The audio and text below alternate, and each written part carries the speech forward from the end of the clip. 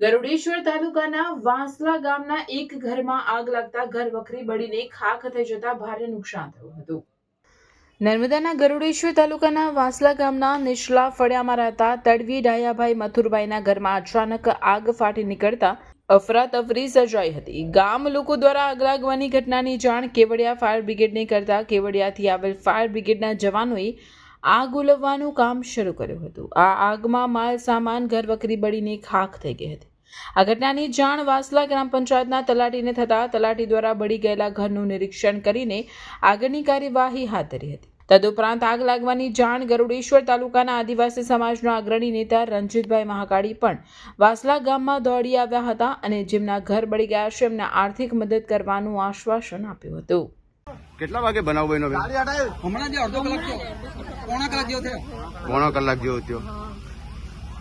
કે અંદાજિત કેટલું નુકસાન થયું? ઘરમાં શું શું હતું? તિજોરીમાં રકમો, પૈસા બધું જ હતું. બધું હતું. કોઈ કાઢવાનો ચાન્સ નથી મળ્યો? નહીં મળ્યો. કપડાં બધું જ હતું. ને આ જે ભાઈ છે તે લખો થઈ ગયો છે, એમને કેવી રીતના કાઢ્યા? ઉચકીને લઈ આવ્યા. કોઈને જાનહાની તો થઈ નથી ને? ઘર ટોટલી ભરીને ખાક થઈ ગયું. અનાજ બી હતું, બધું કાચું અનાજ. કાચું અનાજ બધું.